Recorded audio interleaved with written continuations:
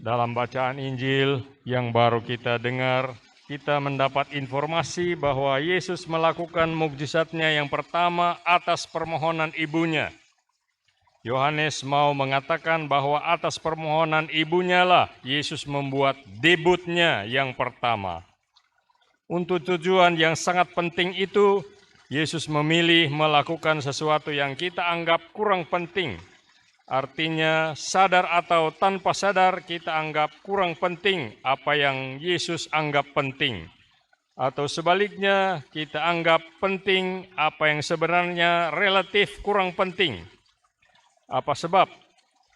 Saudara sekalian, kita orang modern tanpa sadar sebenarnya cenderung menjadi semakin pragmatis dan materialistis.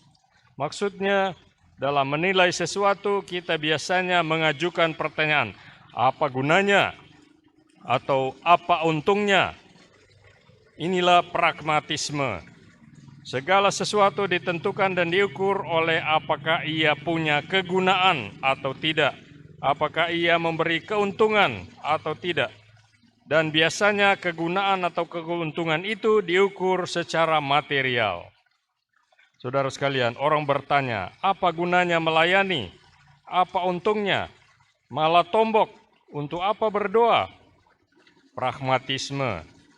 Pertanyaan yang sama, apa gunanya mengubah air menjadi anggur? Ya, bukan tidak ada gunanya sama sekali, tapi banyak yang lain lebih bermanfaat dan lebih menguntungkan, yang lebih efisien dan efektif.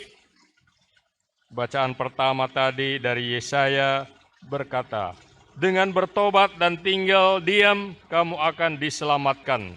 Dalam tinggal tenang dan percaya terletak kekuatanmu. Tetapi kamu enggan, kamu berkata, bukan, kami mau naik kuda dan lari cepat. Maka kamu akan lari dan lenyap. Ayat ini amat jelas menggambarkan sikap pragmatisme orang-orang modern seperti kita-kita ini. Kami mau naik kuda dan lari cepat. Kami mau mengendarai kuda tangkas, kata bacaan pertama. Kami mau konkret, lebih real, lebih nyata, lebih pragmatis. Saudara sekalian, sebuah pepatah mengatakan, satu tindakan bergaung lebih lantang daripada 1000 khotbah. Betul, tidak seluruhnya salah. Tapi kalau orang mau hanya seperti Marta, duduk di seksi repot terus, tidak sempat merenung, tidak sempat menyimak, tidak sempat berdoa, tidak sempat belajar, apa akibatnya? Kita jadi lupa di mana sebenarnya letak keselamatan kita.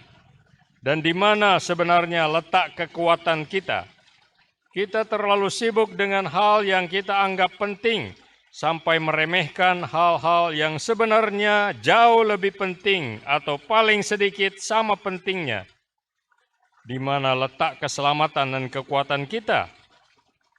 Dengan bertobat dan tinggal diam, kamu akan diselamatkan. Dalam tinggal tenang dan percaya terletak kekuatanmu, kata bacaan yang pertama. Tapi apa yang Tuhan anggap penting, itu yang sering kita anggap kurang penting. Kalau ibarat menyelenggarakan pesta kawin, kita memikirkan semua hal penting yang vital, semuanya. Tapi anggur tidak menempati ranking teratas dalam skala prioritas kita. Akibatnya, betapa sering hidup keberimanan kita menjadi ibarat pesta kawin yang kehabisan anggur. Ya jalan, tapi kehilangan gairahnya, kehilangan kehangatannya, mati-mati ayam, seperti lampu botol yang kehabisan minyak. Keimanan kita kehilangan spirit, kehilangan rohnya, jiwanya, semangatnya. Maria berkata kepada Yesus, mereka kehabisan anggur. Itulah kita, kehabisan anggur. Kalau anggurnya habis, apa yang masih kita punyai? Oh, mungkin kita masih punya yang lain. Di situ ada 6 tempayan yang disediakan untuk pembasuhan menurut adat orang Yahudi. Masing-masing isinya 2-3 buyung. Umat paroki dan wilayah rohani serta kelompok kategorial punya apa? Saya yakin kita punya segala macam hal dan segala sesuatu. 6 tempayan besar, masing-masing isinya 2-3 buyung. Gedung gereja atau aula punya, pengurus punya, kegiatan-kegiatan berjalan, keuangan lumayan, aktivis banyak. 6 tempayan besar. Tetapi apakah kita punya persediaan anggur? Apakah ada gairah itu, sukacita, komitmen, semangat, vitalitas? Banyak orang, saudara sekalian, yang kehilangan imannya seperti air putih. Punya 6 tempayan besar-besar, tapi isinya cuma air putih. Saya tidak mengatakan bahwa ini jelek, tapi air mewakili sesuatu yang tanpa warna, tanpa rasa, aman, tenang, tapi datar, tanpa gelora, tanpa buih. Yesus ingin ada gairah, ada dinamika, ada vitalitas, ada kehidupan dalam hidup kita. Yesaya dalam bacaan pertama mengatakan, bertobat dan tinggal diam, tinggal tenang dan percaya. Dengan kata lain, berdoa, khususnya doa rosario, doa yang tenang, tidak banyak kata-kata, sulit, hanya mengulang-ulang rumusan, tapi ada kehidupan di dalam, ada dinamika. Saudara sekalian, musuh doa yang paling serius adalah pragmatisme dan materialisme itu. Karena itu banyak orang tidak berdoa lagi, tapi bertindak.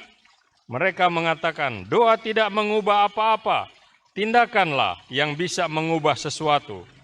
Apa gunanya berdoa? Apa manfaatnya? Apa untungnya?